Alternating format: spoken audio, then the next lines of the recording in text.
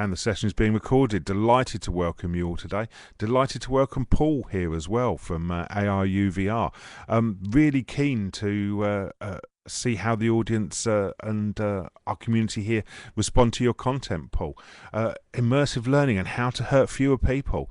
Delighted to have you with us, Paul, and over to you. Well, thank you very much indeed, Andrew, and it is an absolute pleasure to be here on the, I don't know, you're almost an iconic part of the learning and development world these days. This phenomenal series of learning technologies webinars. It's great to be part of this. Thanks for the opportunity to speak to you today. It's a new thing for me. I've always worked a lot in learning and development. I've been a part of the L&D community now for nearly 30 years. My goodness, actually, it's a thing. But I used to work in soft skills and with digital learning, delivering that to a huge audience. It's a difficult thing to persuade people of the importance of trying to help people learn how to do what they do better. But when you really think about it, what is the stuff that we all have to do and need to do? Because really most of us don't come to work to try and tick a compliance box. Most of us come to work hoping that everyone just gets home safe, right? And if you're in L&D, the question is, how do we actually reduce harm and not just assign training? How do you actually do the job that you've been given to do, which is, yes, productivity, yes, enhance your bottom line, top line, all that sort of stuff. But I think if you get any degree of responsibility, and if you're working in L&D, you have this massive responsibility for everyone who's around you to make sure that people have a good working experience and get home safely. If you're working in a critical industry, an industry where you have safety critical events that happen to you, you are putting people in harm's way. And if you're in L&D, your job is to make sure that when that harm comes, they can step to one side or they can deal with it in the best way possible. So how do you actually reduce harm and not just assign training to people?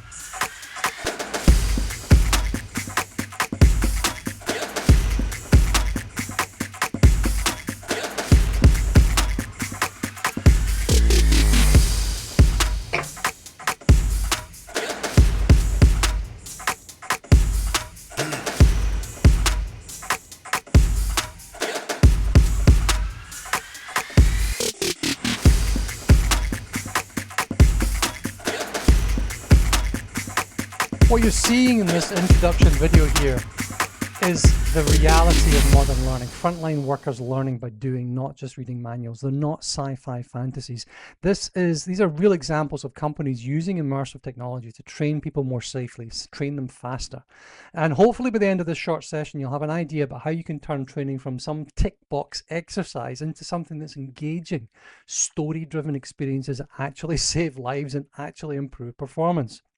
So that was it. That was the next 30-second glimpse, and that's going to set our stage here. We're going to explore how immersive learning can help you and your L&D programs deliver real outcomes, which is higher retention of knowledge, faster skill mastery, but of course, fewer accidents in the job, safer working experiences, all backed by real evidence and some good stories as well.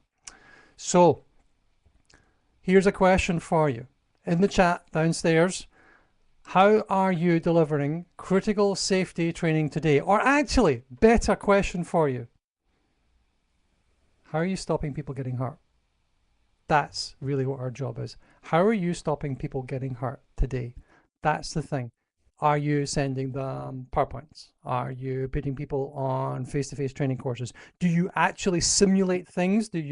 What is it you do? When we've got a huge different variety of industries here. What is it you do to stop people getting hurt on your job today? Paula is saying combination of in-person and e-learning, face-to-face hands-on training with instructors. Tanya, you win. That's it, hands down. If you can do this live, in a live event, in a live place where you're doing the real thing, you win. Do that, don't stop. The problem comes, and we'll look at this. Interesting to see what people are responding. Terry, I see you've put in the other chat, but e-learning and instructor-led training, says Terry. Yeah. And Taolu, e-learning videos they need to watch on their first day. Is it the typical first day spent watching videos? Is that every day, everybody's first day experience in a new job? Totally is. Used to be VHS, grainy VHSs, wasn't it? You sit there and watch these things for Rewound so many times that they just went a little bit fuzzy. that's totally, totally. And the thing is, if you can do the stuff live, right? You can go and put a fire out. You can go and move your hands around and fiddle with whatever it is you need, or go through the experience. You win. That's it. That's the best way of doing this stuff. Can he scale it? Awfully expensive, and sometimes it's a bit dangerous. You know, Stephen's there talking about field visits. It's great. Field visits are good as long as you don't trip over something. As long as you don't actually get into trouble. This is the thing. These are good. Blended learning, face-to-face classroom, says Stuart. Online scenario-based. Yep. Good. A good blend of We here. A used, good blend of stuff. yeah. I was I was responsible for the learning and development stuff in a local council, and one of the biggest issues was refuse workers. Mm. Because refuse workers, they might work in one borough one week, and then a couple of months later, just the nature of their contracts, they would go and work in another borough, and then they would come back, and is the equipment the same, was it the same, did they press the right buttons, etc. And it's that whole, how do you avoid that, so they knew how to operate around the site and so on, but what happens if they press this button instead of the other button, and it's how those kind of things, that's the nature of it. It's the nature of people who work in skills work, I think, is really interesting. We spend a lot of time talking about learning and development for people who sit behind a computer, Yes. but there's so many people whose jobs aren't like that. The majority. If you think about it, it is a vast minority of us whose job is to send emails all day, right? Really, that's our job, isn't it? You send email all day. The thing is, the majority of people in this world put their hands on something and they do things with their hands so that we can sit behind our desks and tap away sending emails. Yep. So how do we deal with them? What are these? Oh, it's the blue collar workers, Andrew. It's just blue collar workers. It's just, no, these are the people who deliver your food. They make your energy turn on, the water flow. It's just important stuff. It's a phrase, a lovely phrase I use is the skill worker, knowledge worker. Because skill worker, it can be a range of things. So somebody working in retail, somebody working in social care, somebody working in education. Those are still skill workers. They're not knowledge workers, i.e. they're not just sitting behind a desk. And I think that's really interesting. I love the question from Jonathan, is anyone working as a learning designer in these kind of practice environments? If anybody is, please do respond to Jonathan in the chat there as well. And Terry, I see, is just beginning to experiment with 360-degree computer and headsets in the oil and gas industry. Excellent. So interesting. Terry, you're going to get a load from this session today. Yeah, good stuff. I'm going to close that window back down again. We'll go back to our layout that we had before. There we go. Excellent. And if you want to just check and see what anybody else is doing, come back and look at the recording and you'll see some of the names of people. Feel free to get in touch. But please do respond to Jonathan as well in the chat there. If anybody here is working designing practice environments, then please do respond within the chat for Jonathan as well. And back over to you again, Paul. Thanks, Andrew. Colin had a comment in there as well. He was saying muscle memory, and that is a thing. It's a real thing, that the actual practice of the thing itself. Rather than sitting watching that grainy VHS, it's the moving of the lever, pushing of the button. It's the physicality of it, which really, I think, makes things stick. So if we move, I think what we find, especially as we're talking to more and more people in the work that we do at ARuVR, the world around us has changed. You're finding that your employees, your insurers, your investors, the regulators for sure, they're not just taking the fact that you've ticked all the boxes that you've done, that you've been able to prove that the most critical situations you're putting people into are going to be dealt with in the right way. Now, whether that's the everyday risk management of, slips, trips and falls, working at heights, hand crushing stuff, whatever, to black swan accidents and emergencies, the human reality is this, and this is important. People do not rise to the occasion. They fall to the level of their preparation. Now, your workplaces, our workplaces, are not going to be judged just on what they say that they do, but how well you actually prepare people to deal with the most critical, the most challenging environments that we intentionally put people into. This is not accidental. We intentionally put our people into dangerous environments where things can go wrong, where things are difficult, dangerous, hard to work with. So it is our job, especially if you're in L&D, learning and developing people towards, helping people learn and develop towards being able to do these jobs better. The high stakes in these industries and sectors, if you're working in things like transportation, manufacturing, logistics, that sort of stuff, utilities, training isn't about productivity. It's not just about productivity. It can literally be about the life and the death. Now, if you make a mistake, it can be catastrophic, environmentally, physically, humanly. Humanly is not even a word. If you think of like a new train operator or an oil rig worker or a forklift driver, one slip up, one forgotten step, you push the wrong button, some serious injuries can happen there, some serious operational downtime or worse. But a lot of the traditional training we're doing, it often puts people in those risky situations with really minimal experience. We throw newcomers in at the deep end. We hope that they're going to swim, or we bombard them with slideshows and lectures, and we hope that they'll remember what to do in a crisis. And the reality is that human error accounts for a huge proportion of accidents in all these fields. There was a lovely study from PwC around VR, if you're interested in this, that they found that VR training can reduce workplace incidents by up to 43%. That's crazy. So even with extensive classroom training, if you spend all your time putting people through a classroom, when the real world pressure hits, people freeze.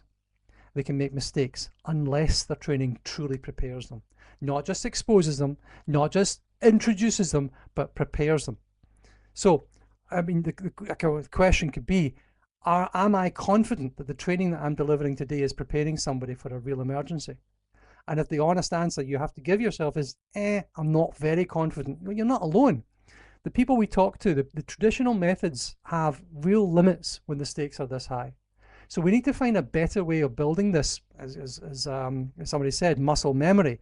And you're building this confidence before employees really get into these dangerous situations. So the challenge for us in L&D is really clear. How do we give people realistic, hands-on practice without putting them in harm's way or without having to turn off and on expensive equipment? So this is where immersive learning comes in, and this is the hero of our story. We've moved, I think, from having intent of safety to reams of documentation to digital tick boxes and then papering over the needs that we genuinely have to now. And now I think that the world demands proof of performance, training that really prepares people to act, not just pass the test. And we've evolved from these rules to records to reality. And today I think only real world preparation counts. The question is, can your training keep up? So I think there are only three things you can do with your people. I think you can either create or remove friction. You can create or remove incentives. And you can then choose to build or not to build the skills of the people who experience them. Now, in your industry, in your company, and your people, all the stakeholders are asking you not just for a culture or a behavior of safety, but an identity of safety. It has to be who they say they are when they wake up, not just what they say they do. How do you go about building that? This is the question. How do you actually build that identity of safety? So if you think a little bit about traditional training in these industries and some of the pitfalls, we've all sat through these obligatory safety seminars, right? Endless PowerPoints, maybe this grainy VHS or even worse, a Betamax. I'm showing my age there. And no judgment if you've used one, by the way. The problem is then its retention and its engagement. And I'm sure we've all seen all the different sorts of research. I'm sure some of it's been roundly debunked, but we just know, you know in your heart, that what are people going to remember from a lecture? What are people going to remember from something they read? I mean, after a week of training, the details are more than fuzzy. And then on the job stuff, brilliant, absolutely brilliant. Hands-on experience, best way of doing things. But it's slow, it's inconsistent. And that inconsistency and the lack of pace is sometimes dangerous. Example for you. You wouldn't want somebody at the top of a power transmission line to have their first experience in the job dealing with a high voltage transformer sparking in the field in the middle of a storm, right? But without a better option, we sometimes have to rely on, you see one, you do one, you teach one, and in real life, hoping that nothing goes wrong. We don't want people to learn safety procedures by accident, right? So the traditional methods that we have, they really struggle with this scalability and the consistency, especially if you've got thousands of employees, you've got lots of locations all over the place. Trying to get everyone to have the same quality of practical training is really, really hard. Now, I love relying on experienced instructors, people who have been there, done it before many, many times. But how good are they at training? How good are they at being consistent according to whatever process or regulation you've got to follow? Then let's have a drill, right? Let's have a drill or a simulation if you can do it physically. How often can you do that? How expensive is that to run? It's logistically quite tough in some cases. You can't exactly set a fire to something. You can't exactly spill chemicals whenever you want to just run a training session. So then the result is this. We just hope that your people absorb enough to do it safely. We hope, and hope, if anybody's told you anything, isn't a plan. The data tells us that incidents still happen, and more often than not, it's down to human factors. It's a human factor that better training could have mitigated. And if I'm in L&D and I know I could have done it better, when I'm leaving my workforce to handle emergencies, but they haven't experienced them, they haven't practiced them in a realistic way. I mean, it's like trying to teach somebody how to drive with a book. I mean, I wouldn't trust the bus driver at the front who's never actually been behind the wheel. I wouldn't trust somebody driving the forklift truck if I'm standing next to it if I don't know that they're trained. And the same way, you wouldn't expect some technician in a pipeline to deal with a leak on their gas pipeline if the only time they've ever practiced it was by watching some sort of slideshow or the grainy VHS, as Lee's talking about there. We've got to change the game of this learning. We need to go from telling, and I think, all the way to immersing. So, what is it? What do we mean by immersive learning? In a nutshell, it's using technologies like virtual reality, augmented reality, together often called XR for extended reality, and you use it to create a learning by doing environment. So instead of listening to instructions or watching a demo, your learners step into a virtual world and they practice tasks as if they were really there. But they're hands-on, they're interactive, and they're safe. Now you have 360 video, 360 stills, and this is where you can look around, and you're in an environment. These are like panoramic, fully viewable environments, and you capture them with a real camera. And that then allows your learners to look around but not really move through the space. Think of it as being dropped into the middle of a scene with the freedom to look at everything that's around you. You can get used to a new site. You can become more familiar with a site. You can spot hazards. You can use it for situational awareness, which is really powerful, especially when you need the realism or the emotional presence. It's a lot less interactive, well, a bit less interactive than VR or AR, but the 360 content has got really high cognitive impact at a really low cost. And it's a really great entry point for immersive stuff, especially if you're in a fast-paced or a high-risk environment. Then you get VR or virtual reality, and this is where you want to think about a simulated environment. Again, it can be on a screen, or more realistically, you want it to be in a headset. If you can see my video here, I'm holding up one of the little headsets, right? So you could be standing in a factory floor or in a warehouse or on an engine of a train or something like that. Even if you're sitting in reality in a conference room. Now your VR then blocks out the real world and it immerses you in this 3D scenario.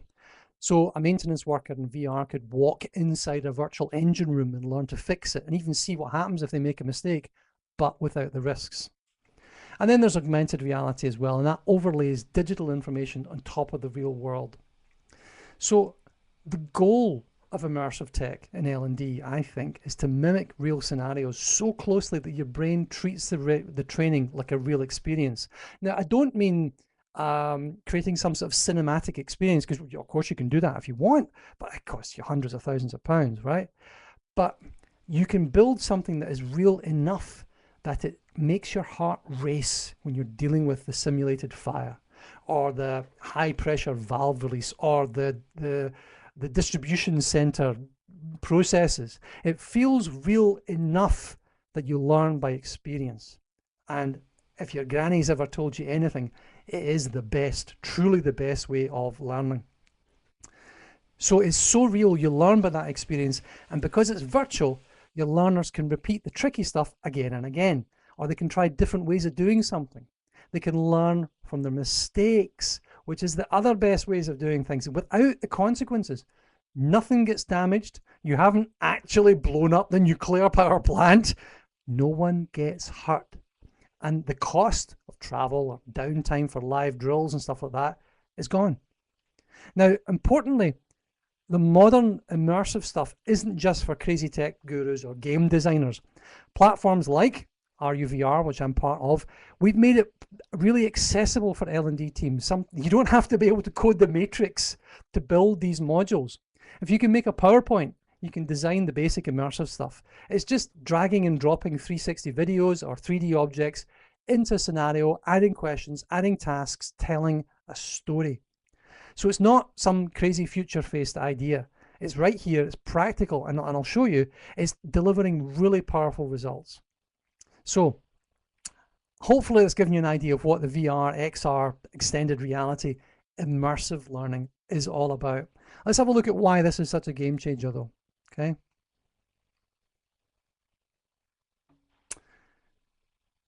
The thing we end up with is that really ticking a box doesn't stop an accident. This is some time for some evidence here. It's fair to ask, does it actually improve outcomes, or is it just cool tech? Well, the evidence, thankfully, is overwhelmingly positive. And some juicy statistics here for you as well to prove it. When your training's remembered in the soul, when it's practiced, when it's lived, when it's proven, safety stops being just a statistic that you've learned by accident, and it becomes that identity. It becomes part of who your people say they are. We work clean, we work safe. Now, while 70% of training is forgotten before the next sunrise, immersive training can speed your time to competence by a factor of 4 and reduce your accidents by half. And that's going to save you billions of pounds, dollars, and euros, and save your people uncountable days, uncountable years of pain and grief after an accident. Now, these are some fairly compelling numbers, right?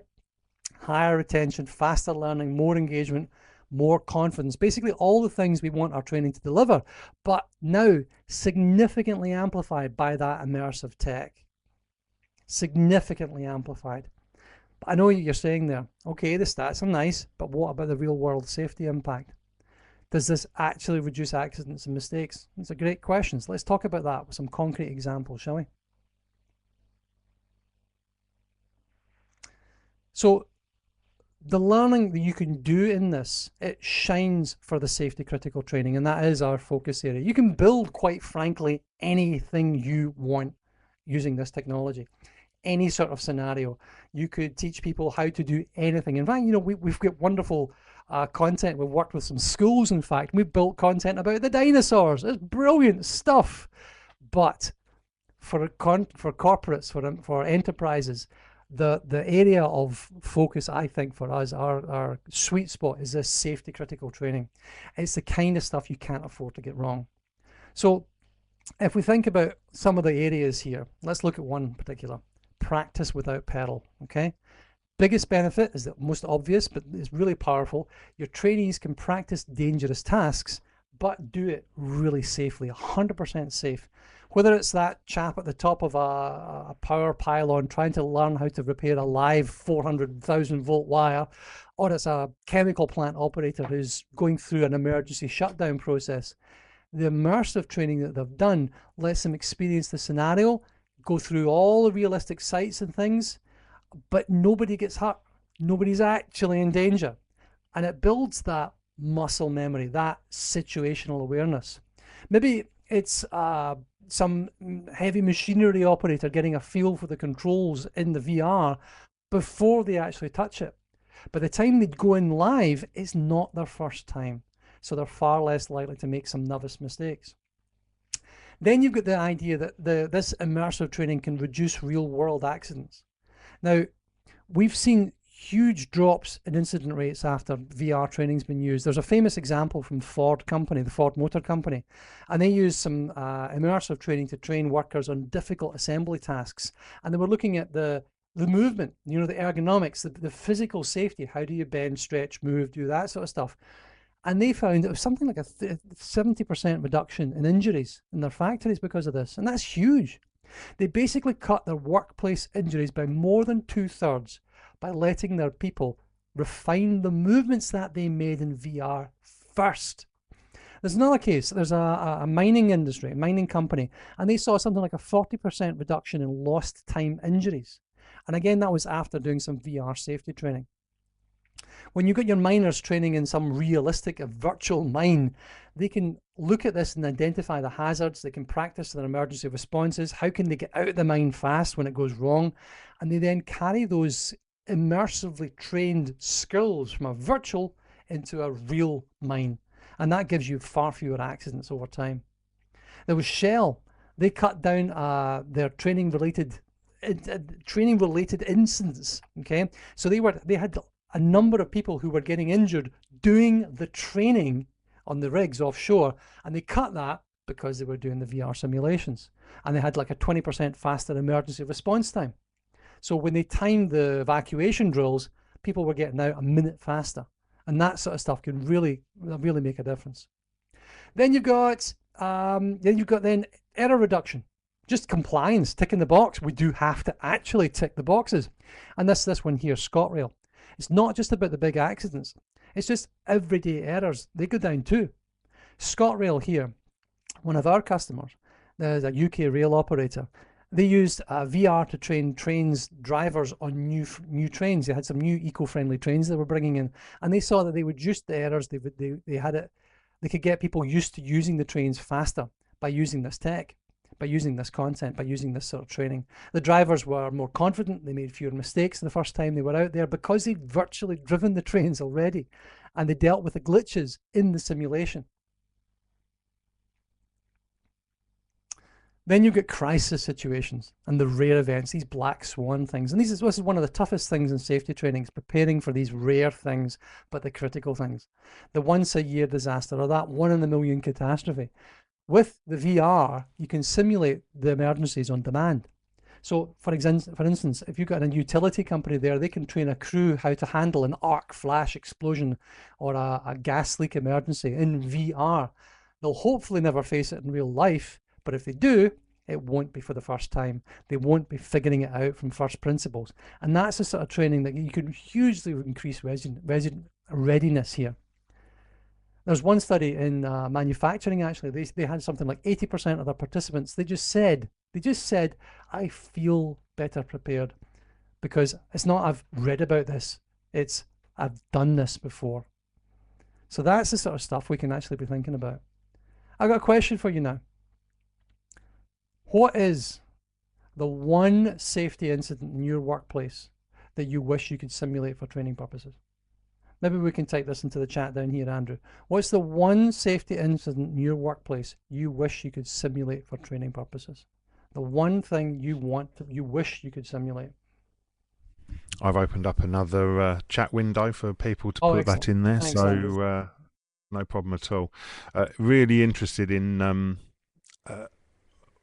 what people think is the what's the thing? Yeah, I'm trying to think of the word.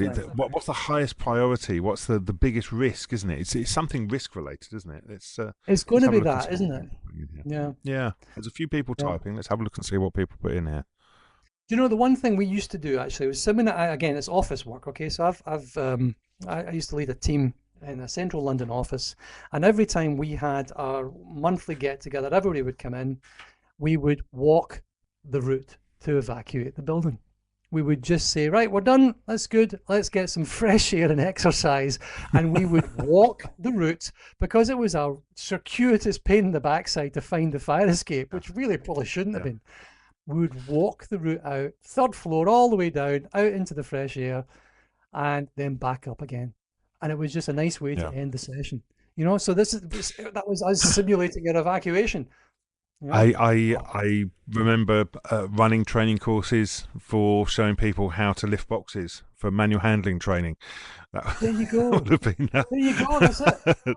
that would that in some areas will be the extreme of it, and I'm loving some of the things come down through here. Has Kem says Colin, absolutely. Paula, difficult when you work for emergency services, and the conversation, guys. I'm loving the chat in the conversation. The way Mm. there's a community here of people who help each other, and thank you, and Colin particularly, sharing your details and so on. Terry has said blowout of a 36-inch transmission gas line. I would think Whoa. that would be You pretty win. significant. Terry, yeah. Oh no, no, Steven's coming up. Radiation contamination. Okay, he's at the Okay. height now. We're trying to Oh, dear trump me. each other here. Yeah, what's going to be the absolute worst? Oh, Stuart, again, emergency services, UK police. Yeah, so many Okay. which could be picked. I mean, threats to life, obviously, Stuart, are going to be Yeah. enormous as well. Yeah, lone worker training. It's a really important Sinduja as well. Yeah, lone worker training, even working somewhere like social Mm. care. One of the issues we had in local government was the lone workers and the support that they would get. So there are many. I'm love the ones. Is there any that stand out to you particularly, Paul, from this list? Oh well, the radiation one's quite a good one. We're talking to some folk in the US right now, just as a hopefully a prospective customer, and they wanted to do some fire training. He said, "Oh, fire training is ideal." And I was talking about, you're trying to relate to somebody. So I said, "I've done fire training," and the guy said, "No, you haven't." I said, "Well, I was there. I really did it." He said, "No, you haven't. You've done fire training. What was it? Like some van in the back of the car park." He says, "Oh yeah, that was it. They chuck some petrol in there. You use a fire extinguisher. You put it out. Congratulations." And he said, "No. See, when you've got something that's actually radioactive and that's on fire, that's fire safety training." I thought, "Okay, you win. Fair enough. I'll be quiet." So that was pretty We all cool. don't. I know Colin will probably reflect on this one as well. Fire on a boat is an absolute nightmare because you can't just squirt loads of water all over it, and it's how you manage the water. Because if you put too much water in there, the boat's going to sink. So there's a Uh, real issue. That's an enormously difficult one. A fire on a vessel is always incredibly difficult as well. So yeah, totally is. absolutely. I'm going to close One that of, window down for people. We'll go back to the main slide again. that was great. Thanks for sharing that, everyone. I mean, one of our customers had there's a shipping company, and they had an electric car fire. Now, we don't know it was actually the electric car that caught fire, but the electric cars were on fire. And the problem is the lithium ion batteries don't react well to water, right? So if you put lithium plus water equals more fire, and you're surrounded by, well, water. So what do you do? How do you deal with this sort of stuff? These are the questions. And you've only got these boats, these enormous shipping, these shipping vessels. There's only like a dozen or so folk on them. So it's such a thing to actually learn how to deal with. Right, let's move on. We should be like the AA, right? So in the UK, the AA is the Automotive Association or Automobile Association, and they rescue someone in the roadside every 11 seconds. I love that. We worked with them. We took some really text heavy, dry, 2D linear stuff, and we turned it into some fully immersive 360 modules. Because what we did is we took the actual footage from the cameras that are on board the vans. So you then build these scenario based training sessions in a way that you just couldn't have done this before. The lovely quote there, it says, "It was really as if the learner was actually there in real life. In real life." So we're letting the mechanics virtually experience some hazardous scenarios like, changing a tire on the side of a motorway when people are doing 70 mile an hour, dealing with car fires, that sort of stuff. So they got faster time to competence for the new mechanics, and the compliance of their field mechanics went up as well. They learned all the proper processes of doing this stuff in the field, in the VR and the immersive environment first, because they've been there, they've done that before they actually have to be there and do that. Now, this is the challenge. Adaptation isn't optional. Some of the world's most established companies are just vanishing because they didn't evolve, right? Every buyer, everybody out there is facing the same decisions and the same psychological pull. Every L&D person, you want to stay with what's familiar. You want to stay with what's proven, even if the proof is bad. But if you stay the same, that itself isn't safe. The companies that move with the shift, these companies we've spoken about, they're becoming safer, they're becoming faster, they're becoming more resilient. And the ones who delay, well, they risk not just falling behind, but being left behind. So the common thread, what's the common thread between all these dozens of companies we've worked with? Or no, we've worked with like 1 million learners, and we've helped keep them safe. Well, all of the organizations making this leap are doing one thing in common. They're delivering immersive training that people remember, and in our case, supported by a managed solution that their leaders trust. So that's us, because what we now need is more than just software or one-off training. You need real practice, measurable results, and the seamless rollout all in one neat little place. So the question for you then, you mentioned some of the top issues, the things that you'd like to simulate. What would be the biggest impact use case in your company? The biggest impact use case in your company. Question for you there. So Andrew, if we can open one of these things here. If you think fire safety, think hands-on training for something that's, we typically say, look, if you're looking to start somewhere, find the thing that you've always got a KPI you want to shift up or shift down. Something that's too expensive, too dangerous, too difficult to train in real life. The very next best thing is immersive. So you've got a KPI you want to shift. You've got some compliance-ish safety training that you know sucks and needs to be shifted because it has such an impact. But the risk, you don't want to take the risk of actually changing it.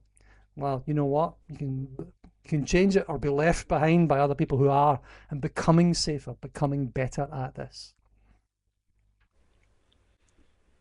Let's have a go. What would be the biggest impact use case? We had the radiation training, we had a gas leak in a 36-inch pipe. You know, even our first responders, our emergency services, what's the biggest one? Okay, Colin's saying helping crews learn how to use the pump controls in the back of a fire appliance could be a big impact. There you go. There you go. What are the pump controls? How to use them?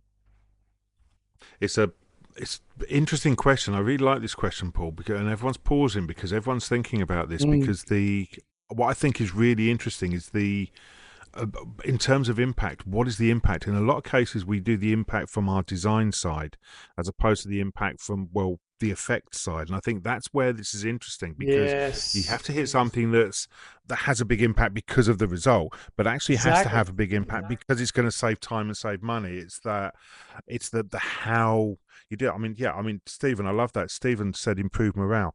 I mean, if you can remove people having to do the same bog standard e-learning that they do once a quarter to do something else. Do you know what I mean? It's there's that kind of, it's that how you build that, but how do you have that conversation with the senior manager? I think is always challenging. I like Stephen again, who said improve safety culture, and Paul, is still hard for UK police and so many things: firearms, taser, RTAs, or RTCs as they call them in the fire service.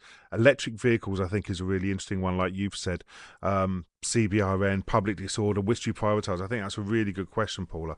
I think on one of the challenges I think you've got is, well, what's important now might not be what's important in 6 months' time, and there's always that lead-in time. It's there's a great phrase we talk about in strategic workforce planning where we talk about, okay, so it's like a hockey puck. Where's the puck going to be next? And I think there's that kind of forward thinking, is go to where the puck will be, not where the puck is. And I think that's something that we need to think about. What might be in your organization might not be what it is now, but what might it be in 3, 6, 9, 12 months time, perhaps? Totally. That is it. We've got some good stuff here.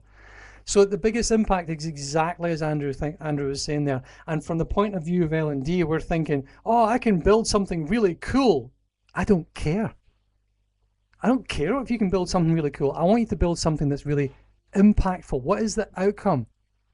What's going to happen once you've gone home? Once you've done your job? That's the thing to think about here. Okay, I we're going to love move that. on. I love that. I was going to say I love that comment from Jonathan because he's talking about competence, and I think it's the difference between Mm. competence and proficiency. And it's the we're old enough. We did cycling proficiency. We used to do Oh, that driving yes. and riding around the school playground.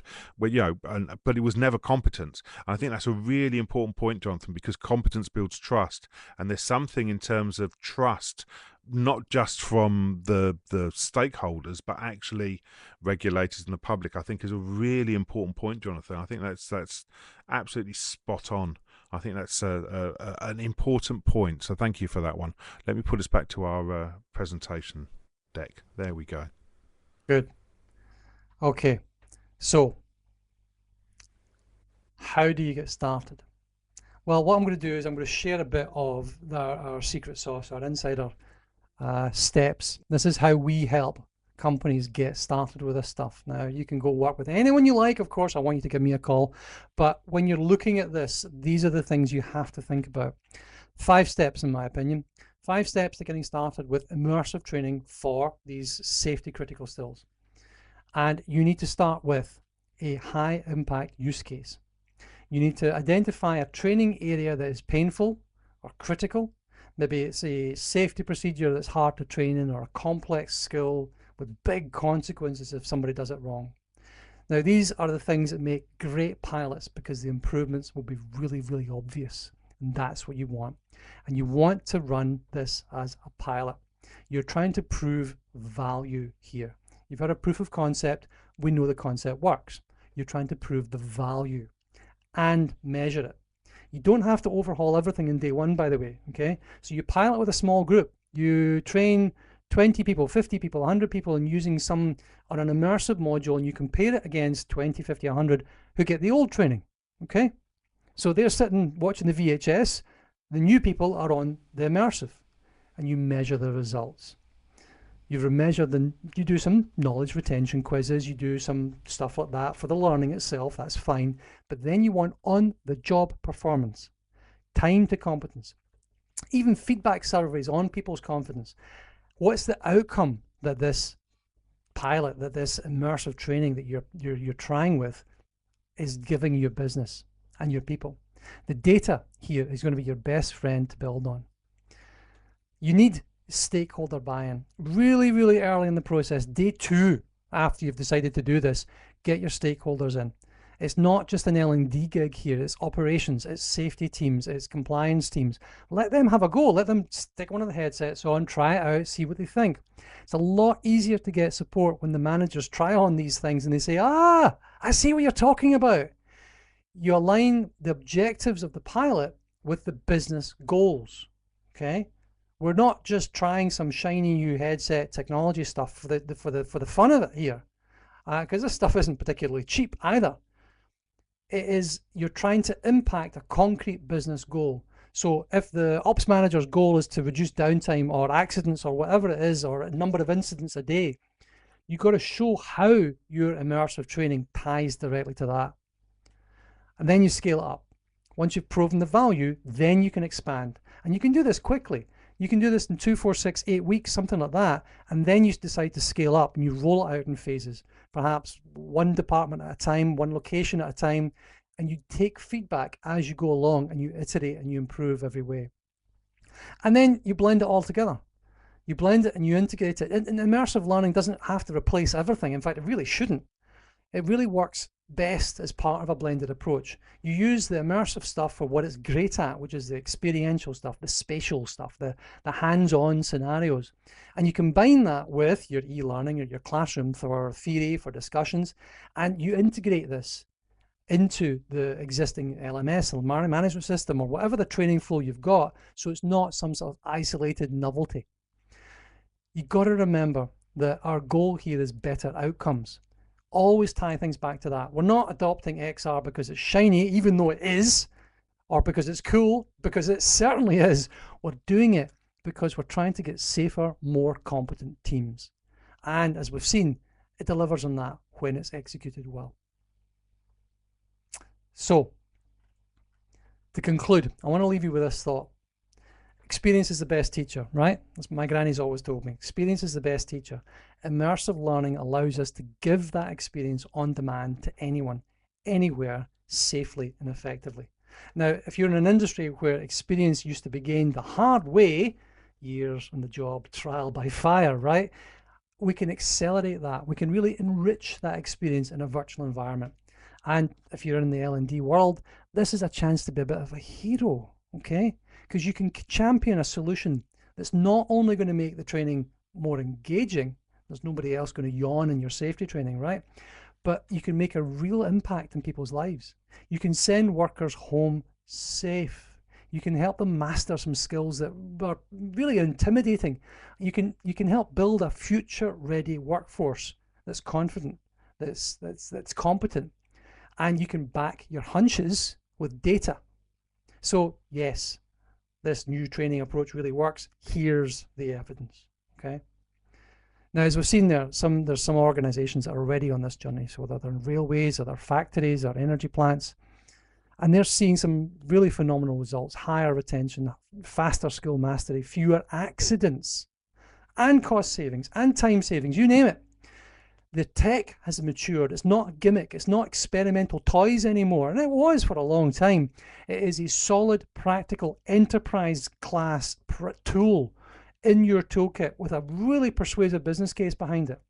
I'm really pleased. I encourage you to have a think about the one area in your programs that could be reimagined and done better with immersive training. Start small, but think big. Okay? Start small, but think big. Whether you're improving safety drills, onboarding new hires, or practicing whatever it is you want to, there is a huge ecosystem out there to support you. The possibilities are vast. The providers are all over the place, like ARuVR and others. We're all here to help you succeed because we can see the potential. So thank you very much for joining me on this wee journey here. I hope you found the session to be interesting, entertaining, maybe even. If there's something that you can think of that would reimagine your training, get in touch. We'll be delighted to help you out. Thanks a lot. Awesome stuff. Thank you very much, Paul. Was it Min? Yeah, Min asked about sharing the slide deck. I assume Min will just be able to just connect with you via LinkedIn. Is that all right, Paul? Or your email address, paul@aruvr.com? That's absolutely fine, yes. We're happy to share it. Excellent. Just drop me a line and we'll happily share it. Yeah. Fabulous. There was another question in there as well. You mentioned, Aaron said, how VR training can reduce workplace accidents by up to 45%. Where did that come from? Did you know where that was sourced from, Paul?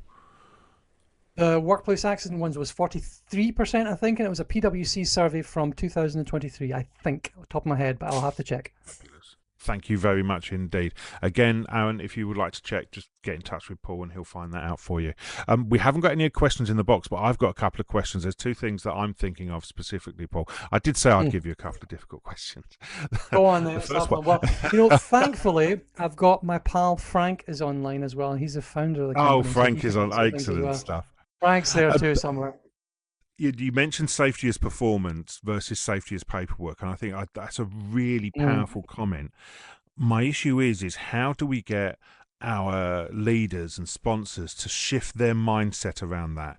Because we've all grown up with paperwork being the compliance approach kind of thing. How do we shift their mindset to think about, for example, like safety as performance? How do we move that?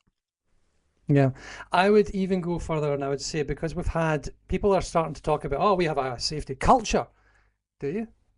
Show me your results. What were your incidents like? What were they like last year? Up, down, or the same?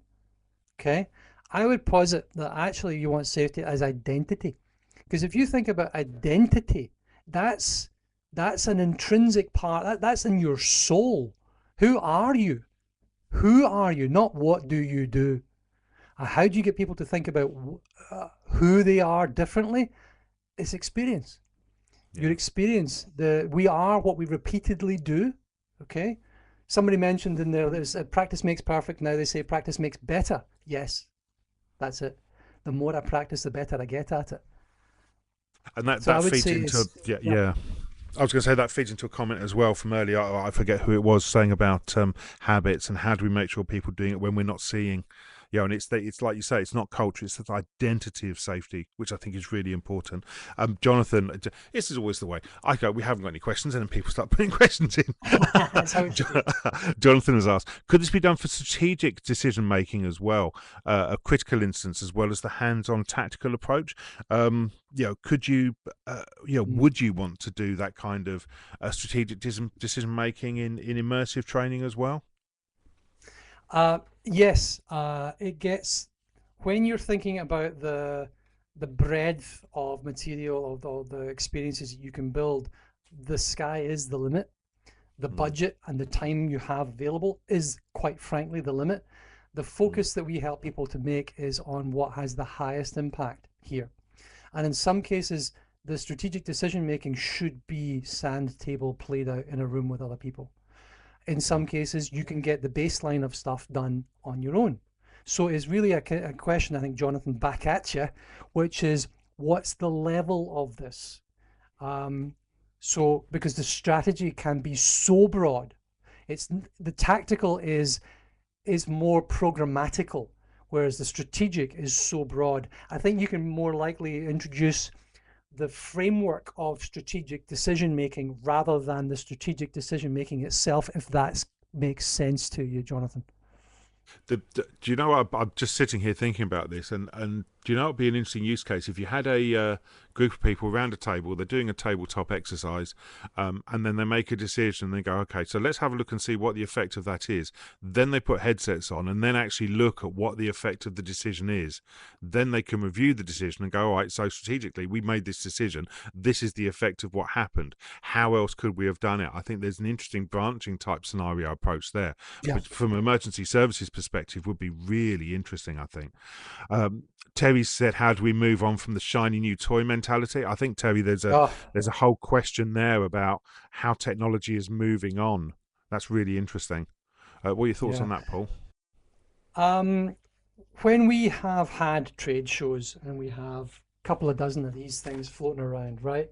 And people come up and they say, "Oh, look, it's a headset. I'm going to put this on. I'm going to look at whatever it is." And then we try and sell them something, right? Yeah, good luck with that Yeah, because they're not actually thinking about what they're trying to do. So, Terry, my back at you would be what is it you're actually trying to do? Talk to the operators about what they're trying to achieve and stop having them even think about how you're trying to achieve it. If you don't start with the I am trying to move KPI number one from 2% to 10%, I am trying to reduce incidents from 3 a week to 1 a week. yeah. That's what I think I can do. And we're going to do it using a solution. Well, what is that solution? Do you care? Right? In this case, of course we care. It's immersive training. That's what I'm talking about. And I want you to buy it from me. But do you care? Because the outcome is what we're trying to get to. And that's the thing. The shiny new toy mentality is not you because you know better. Okay? You're fighting this. So you fight it with focus on the outcome and the impact. Fabulous. I'm going to close us down there. Awesome work, Paul. Thank you. And look at the comments. I mean, Terry said one of the best presentations in immersive learning. I saw the slides Brilliant. beforehand, but I hadn't seen Paul go through it in that detail. Really great presentation. Love that, Paul. Please do say thank you. Excuse me. Please do say thank you to him in the chat. Connect with Paul on LinkedIn if you want to connect with me. My details are there as well. Like I said, there will be a recording of the webinar. It will be available from tomorrow. You'll get an email confirming it, and you'll also find the future webinars as well. We are back at 12 noon today. We've got Nelson Sivalingham from How Now, looking at how learning development is very, very different now, and some of the challenges, because he's arguing that it's the end of learning as we know it. But that's later. For now, once again, massive thank you, Paul. I'm going to stick everybody into our little breakout room or lobby room. So thank you all for your comments, and I will stop recording. And if you would like the starter pack from ARuVR, again, Paul has just put the link in there. Thank you, everybody, and thank you for your attention.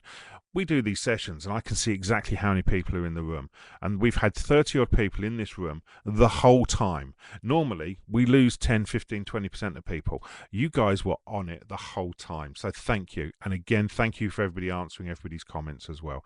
we love the community of these sessions. Really do appreciate you being here, and we'll see you again all soon. Take care, everybody. Thanks, Andrew. Thank you, everyone. Bye for now. I will